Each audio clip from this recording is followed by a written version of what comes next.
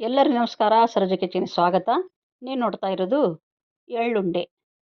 ನೋಡಿ, ಒಂದು ಕಪ್ಪಿನಿಂದ 1 ಕಪ್ಪು ಬಿಳಿ ಎಳ್ಳು ತೊಗೊಂಡಿದ್ದೀನಿ. ನೀವು ಯಾವ ಎಳ್ಳಾದರೂ ತೊಗೋಬೋದು. ಈ ರೀತಿಯಾಗಿರುತ್ತೆ. ಇದನ್ನು ಚೆನ್ನಾಗಿ ಪಟ ಅನ್ನೋ ಹಾಗೆ ಹುರ್ಕೊಳ್ಬೇಕು ಎಳ್ಳನ್ನು. ಅದು ಸ್ವಲ್ಪ ಉಬ್ಬಿ ಬರುತ್ತೆ, ಆವಾಗ ಗೊತ್ತಾಗುತ್ತೆ. ಆವಾಗ ತೆಗೆದುಬಿಟ್ಟು ಬೇರೆ ತಟ್ಟೆಗೆ ಹಾಕಿ, ಅದೇ ಬಾಣಲಿಗೆ ಸಮ ಪ್ರಮಾಣದಲ್ಲಿ ನಾನು ಶೇಂಗಾ ತೊಗೊಂಡಿದ್ದೀನಿ. ಶೇಂಗಾ ಆಪ್ಷನ್ ತೊಗೋಬೋದು ಅಥವಾ ಬರೀ ಎಳ್ಳಿನಿಂದನೂ ಮಾಡ್ಬೋದು. ಶೇಂಗಾ ಹಾಕಿದರೆ ಆರೋಗ್ಯಕ್ಕೂ ಒಳ್ಳೆಯದು, ತಿನ್ನೋಕ್ಕೆ ಮತ್ತು ರುಚಿನೂ ಜಾಸ್ತಿ ಇದು. ಅದಕ್ಕಾಗಿ ನಾನು ಸೇರಿಸ್ತಾ ಇದ್ದೀನಿ. ಅದಕ್ಕೆ 1-2 ಏಲಕ್ಕಿ, ಆಮೇಲೆ ಹುರಿದ ಎಳ್ಳನ್ನು ಪುಡಿ ಮಾಡ್ಕೊಳ್ಬೇಕು. ನೋಡಿ, ಈ ರೀತಿ ಪುಡಿ ಮಾಡಿಕೊಂಡು ಒಂದು ತಟ್ಟೆಗೆ ತಗೊಂಡು ಹುರಿದ ಶೇಂಗಾನ ತರಿತರಿಯಾಗಿ ಮಾಡ್ಕೊಳ್ಬೇಕು. ಪುಡಿ ಎಲ್ಲ ತರಿತರಿಯಾಗಿ ಇರಬೇಕು.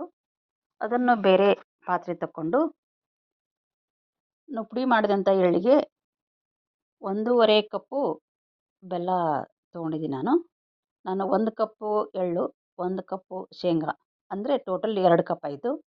ಅದಕ್ಕೆ 1.5 ಕಪ್ಪು ಬೆಲ್ಲ. ಇದನ್ನು ಮತ್ತೆ ನಾವು ಮಿಕ್ಸಿ ಹಾಕ್ಕೊಂಡು, ಅಂದರೆ ಬೆಲ್ಲ ಮತ್ತು ಎಳ್ಳು ಚೆನ್ನಾಗಿ ಕೂಡಬೇಕು. ಈ ರೀತಿ ಮೆತ್ತಗೋ ರೀತಿ ಮಾಡ್ಕೊಳ್ಬೇಕು.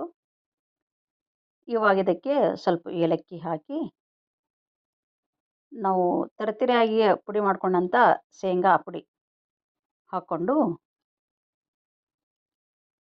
ನೀಟಾಗಿ ಕಲಿಸ್ಕೊಳ್ಬೇಕು. ಯಾಕಂದರೆ ಬೆಲ್ಲ ಶೇಂಗಾಕ್ಕೆ ಎಳ್ಳಿಗಾಗುವಷ್ಟು ಇದೆ.